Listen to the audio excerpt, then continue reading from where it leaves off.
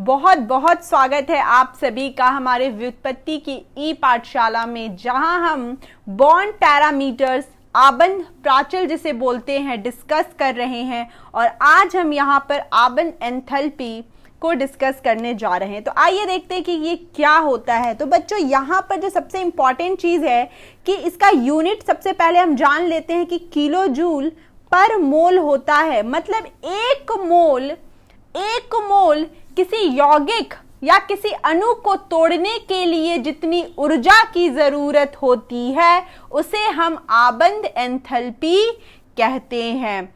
तो बच्चों, यहाँ पे जो सबसे इंपॉर्टेंट चीज है कि यहाँ पर आप देख सकते हो कि जो रिएक्टेंट है हमारा, जिसे हम अभिकारक बोलते हैं, यह गैसीय अवस्था में है और हमारा प्रोडक्ट भी गैसीय अवस्था में है।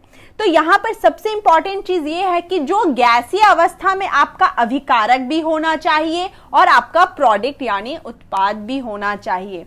तो अगर अभिकारक और उत्पाद दोनों ही आपके गैसीय अवस्था में है, यहाँ पर लिखा हुआ है कि गैसीय अवस्था में दो परमाणुओं के बीच विशिष्ट आबंधों के एक मोल तोड़ने के लिए, मान लीजिए कि H2 का एक मोल हमने लिया, H2 का एक मोल हमने लिया और H2 के इस मोल में दो हाइड्रोजन के परमाणु हैं। H2 के इस एक मोल में हाइड्रोजन के दो परमाणु हैं। अगर उन दोनों हाइड्रोजन के परमाणु को तोड़ना है या अलग अलग करना है तो जितनी ऊर्जा की हमें जरूरत होगी उसे हम आबंध एंथैल्पी कहेंगे। यहां पर आप देख सकते हो कि यहां पर जो वैल्यू लिखी हुई है 435.8 किलो जूल पर मोल। मतलब एक मोल हाइड्रोजन गैस के बीच में जो आबंध है दो हाइड्रोजन परमाणुओं का, उन्हें अलग अलग करने के लिए जितनी ऊर्जा की जरूरत है वह आबंध एंथैल्पी कहलाती है।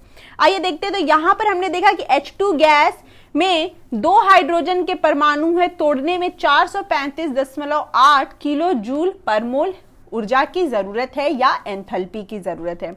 Oxygen gas O double bond O, यहां पर दोनों ऑक्सीजन के परमाणु को अलग करने के लिए हमें 498 किलो जूल पर मोल की जरूरत है। यहां पर नाइट्रोजन गैस में हमें 946 किलो जूल पर मोल की जरूरत है। तो यहां पर क्या चीज हमें समझ में आती है कि अगर आपके पास त्रिआबंध है तो उसे ज्यादा ऊर्जा या ज्यादा एंथैल्पी की जरूरत होगी।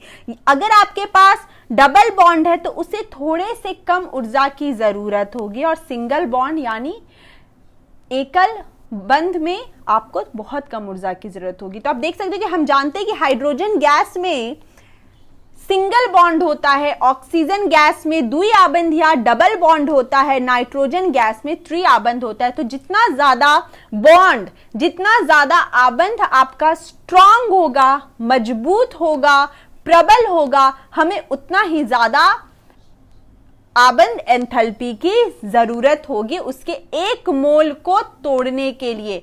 तो किसी यौगिक के एक मोल जो कि वह गैसीय अवस्था में होना चाहिए, उसके परमाणुओं को अलग अलग करने के लिए जितनी ऊर्जा की जरूरत होती है उसे हम आबंध एंथैल्पी कहते हैं। यहां पर हम देख सकते हैं कि वाटर, यहां पे जल को गैस की अवस्था में लिया गया है, जल को गैस की अवस्था में लिया गया है, इस बात का ध्यान रखेंगे। अब यहां पर बोला जा रहा है कि अगर हमको ऑक्सीजन से इस H पहले वाले बॉन्ड को तोड़ना है, इसे हमने H1 बोला, इसे हमने H2 बोला।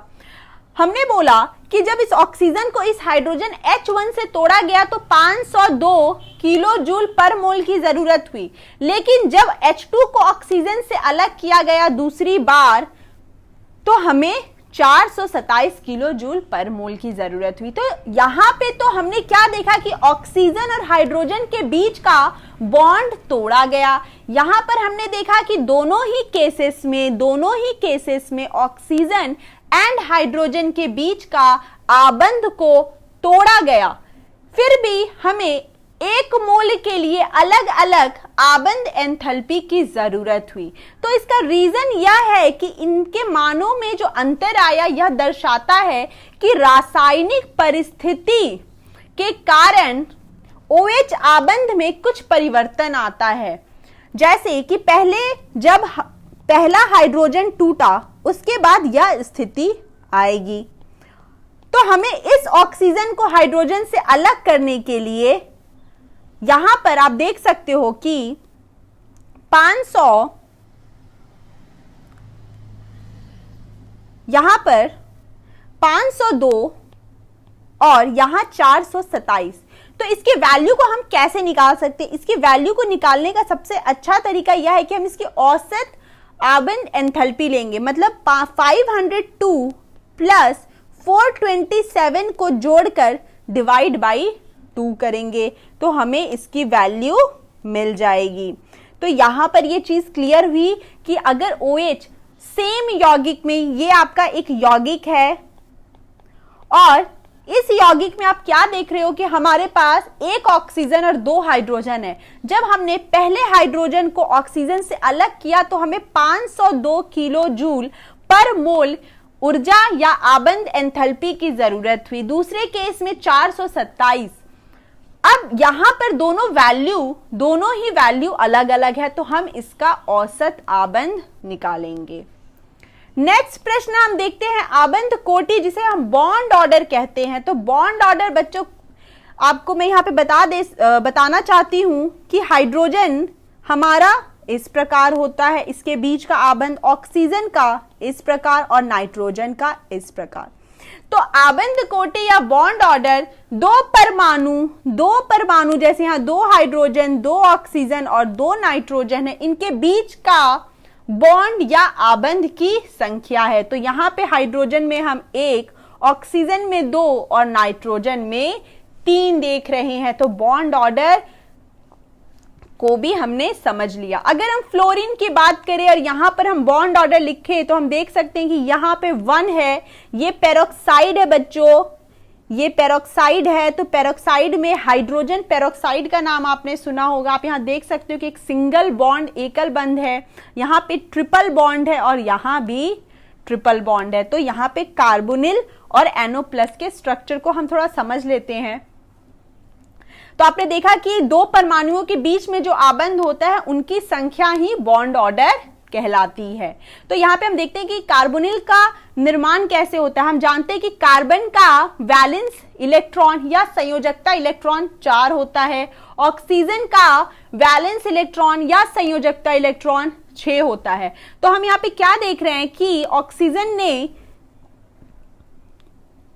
कार्बन के साथ 2 इलेक्ट्रॉन का संयोजन किया है या शेयर किया है। तो यहां पर हम देखते हैं कि कार्बन के पास 4 है, कार्बन ने अपने 2 इलेक्ट्रॉन को ऑलरेडी दे दिया। अब ऑक्सीजन क्या करेगा, यहां पर अपने 2 इलेक्ट्रॉन को कार्बन के साथ शेयर करेगा। आप जो ये ऊपर में जो ये एरो देख रहे हो, ये इस बात को दर्शाता है कि ऑक्सीजन ने कार्बन को 2 इलेक्ट्रॉन दिए हैं, जबकि ऐसे बॉन्ड दर्शाते हैं कि 2 डिफरेंट परमाणुओं ने एक इलेक्ट्रॉन दिया है। तो इस प्रकार कार्बोनिल, जिसे हम कार्बन मोनोऑक्साइड कहते हैं, इसकी संरचना होती है। तो यह इसका संरचनात्मक सूत्र भी है। तो यहां पे हमने सीखा कि पहले कार्बन ने 2 इलेक्ट्रॉन दिए ऑक्सीजन को, ऑक्सीजन ने भी उसे 2 इलेक्ट्रॉन दिए। ऑक्सीजन के पास टोटल 6 इलेक्ट्रॉन होते हैं, उसने कार्बन को और 2 इलेक्ट्रॉन दिए। तो यहां पर जो डायग्राम हमें मिलता है वह कुछ इस प्रकार का होता है। अगर हम इलेक्ट्रॉन को काउंट करें, उनकी संख्या देखें, तो यहां पर ऑक्सीजन के पास 8 और यहां कार्बन के पास भी 8 इलेक्ट्रॉन है। तो इनका ऑक्टेट या अष्टक रूल भी पूरा होता है। इसके बाद हम NO+ को देखते हैं। यहां पर हम देखते हैं कि नाइट्रोजन के पास 5 वैलेंस इलेक्ट्रॉन होते, ऑक्सीजन के पास 6 वैलेंस इलेक्ट्रॉन होते, लेकिन यह प्लस साइन का मतलब है कि एक इलेक्ट्रॉन को बाहर भेजा गया है। तो यहां पर हम -1 नाइट्रोजन से करेंगे, तो यहां पे नाइट्रोजन के पास 4 और ऑक्सीजन के पास अब सिर्फ 6 बचा है। तो नाइट्रोजन के पास जो 4 बचा है, नाइट्रोजन 2 अपने पास रखेगा और 2 शेयरिंग के लिए या आबंध बनाने के लिए ऑक्सीजन को देगा। ऑक्सीजन के पास हम जानते हैं कि उसके पास टोटल 6 इलेक्ट्रॉन है, तो वह 2 अपने पास रखेगा, 2 नाइट्रोजन के साथ शेयर करेगा और 2 पूरा नाइट्रोजन को दे देगा। तो यहां पर भी आप देख सकते हो कि ऑक्सीजन ने 2 इलेक्ट्रॉन, एक युग्म इलेक्ट्रॉन नाइट्रोजन को ट्रांसफर किया है, इसलिए यहां पे जो स्ट्रक्चर हमें मिलता है कुछ इस प्रकार का मिलता है। यहां पर हम ओवरऑल चार्ज पॉजिटिव लगाएंगे क्योंकि यहां NO+ है। तो आपने देखा कि पहले हमने नाइट्रोजन के वैलेंस इलेक्ट्रॉन को लिखा, फिर उसमें से -1 किया है। -1 इसलिए किया है क्योंकि यह प्लस दिखाता है कि एक इलेक्ट्रॉन को बाहर भेजा गया है, एक इलेक्ट्रॉन को बाहर निकाला गया है। अब हम देखते हैं कि सम इलेक्ट्रॉन, बच्चों यहां पे हम काउंट करते हैं कि नाइट्रोजन के पास, हमारे पास 2 नाइट्रोजन है, तो 2 नाइट्रोजन के पास 7 टोटल 14 इलेक्ट्रॉन्स हैं। कार्बन के पास हम जानते हैं 6, ऑक्सीजन के पास 8, यहां भी 14 इलेक्ट्रॉन है। नाइट्रोजन के पास हम जानते हैं 5, ऑक्सीजन के पास हम जानते हैं 8, लेकिन यह +1 बताता है कि यहां पर एक माइनस होगा, तो यहां पे जो टोटल नंबर आएगी वह आ जाएगा 14। तो यहां पर जो बॉन्ड ऑर्डर, जिसे हम बॉन्ड ऑर्डर बोलते हैं, इन सभी का 3 होगा बच्चों, इन सभी का 3 होगा। जहां पर इलेक्ट्रॉन की संख्या अणुओं तथा आयनों में समान होती है, वहां पर आबंध कोटि भी समान होती है। बॉन्ड ऑर्डर मतलब आबंध कोटि, आबंध कोटि। अब हम यहां पर देखते हैं कि आबंध प्रबलता को आबंध कोटि के रूप में आप किस प्रकार व्यक्त कर पाओगे। तो हमने देखा कि यहां पर नाइट्रोजन का बॉन्ड ऑर्डर 3 है और ऑक्सीजन का बॉन्ड ऑर्डर 2 है। तो यहां पर हम जानते हैं कि जहां ट्रिपल बॉन्ड है या आबंध प्रबल है, या आबंध प्रबल है, उसकी तुलना में या आबंध कमजोर होगा। मतलब अगर आपके दिए हुए यौगिक में परमाणुओं के बीच में आबंध प्रबल है तो उनका आबंध कोटि भी ज्यादा होगा। आबंध प्रबल है मतलब आबंध कोटि भी ज्यादा होगा।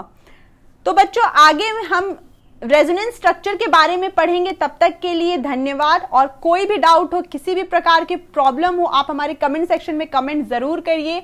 हमें शेयर, सब्सक्राइब और लाइक दीजिए। Thank you so much.